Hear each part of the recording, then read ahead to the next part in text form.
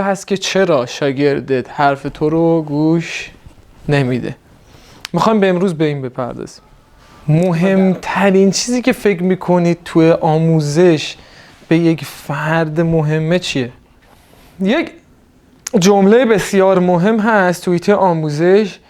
یکی از بزرگان ورزش دنیا که سالیان سال در سطح بالای ورزشی فعالیت کرده و خیلی هم شناخته شده است، ازش میپرسن که از این فرد کسی نیست جز مایکل جردن، اسطوره قرن آمریکا، ازش میپرسن که اگه یکی روزی مربی شدی پس از اینکه بسکتبال رو گذاشتی کنار، اگر یکی روزی مربی شدی، اولین چیزی که به شاگردت یاد میدی چیه؟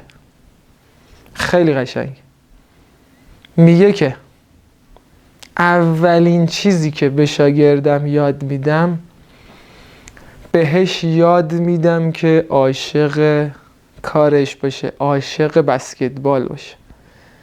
این عاشق بودنه کمکش میکنه که هم نظم داشته باشه، هم هدف داشته باشه و هم تلاش کنه به اون هدفه برسه. پس تو اولین چیزی که به عنوان یک مربی، به عنوان یک معلم، به عنوان یک استاد بعد به شاگردت یاد بدی که عاشق کارش باشه و این مستلزم اینه که خودت تو رفتارت عاشق کارت باشی، وقت‌شناس باشی، منظم باشی تا بتونی این حرف رو به شاگردت بقبولونی که اون هم عاشق کارش بشه.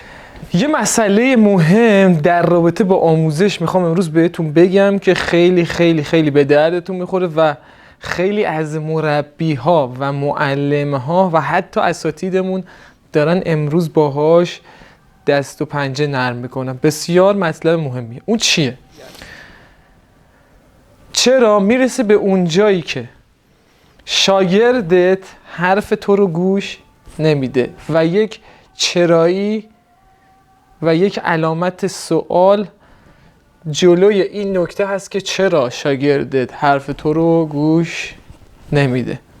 میخوایم به امروز به این بپردازیم، جنبندی برسیم که چرا شاگردمون تو شرایط مختلف حرفمون رو گوش نمیده و به اون دستوری که دادیم، دستور عملی که دادیم و اون گفته‌ای که و خواسته‌ای که ازش خواستیم و عمل نمیکنه. برسیم به قسمت اول. من با یه داستانی واسه شما، با یه ماجرای واقعی یا واسه شما مثال میزنم.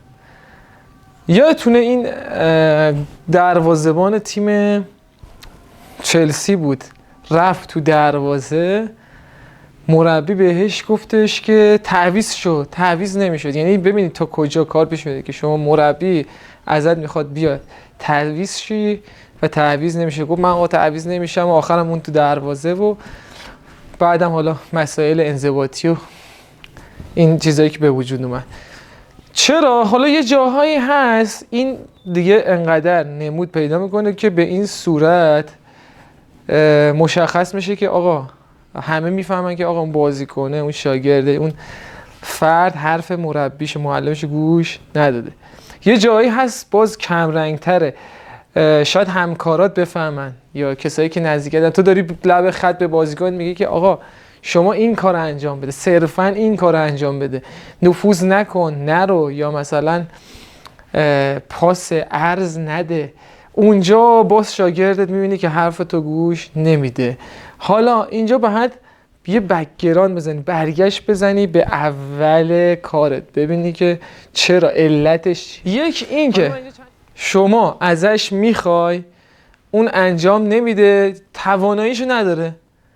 مهمترین چیزی که شما از شاگردت میخوای و نمیتونه انجام بده تواناییشو نسنجیدی، بهش چیزی گفتی که خواسته داشتی که نتونسته. مثلا شما خواستی که این کارو بکنه، اون تواناییشو نداشته. این قسمت بسیار راحت حل میشه.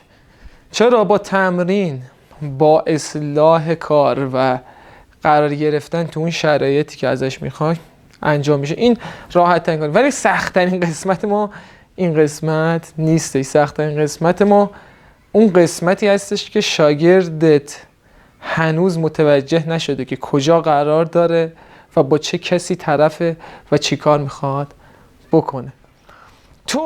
تو روز اول که شاگردت انتخابش کردی، اینو یادت باشه، انتخابی که تو میکنی تو روز اول تأثیرگذارترین چیزی هست که در روند، در کنار، در طول اون فصل، در طول سال داری. انتخاب کردی که این فرد شاگرد تو باشه و با چه رویه‌ای کار بکنه. روز اول باید اینو در نظر بگیری. روز اول سنگاتو با شاگردت وا بکن و بهش بگو که چارچوب تو چیه و ازش چه انتظاراتی داری.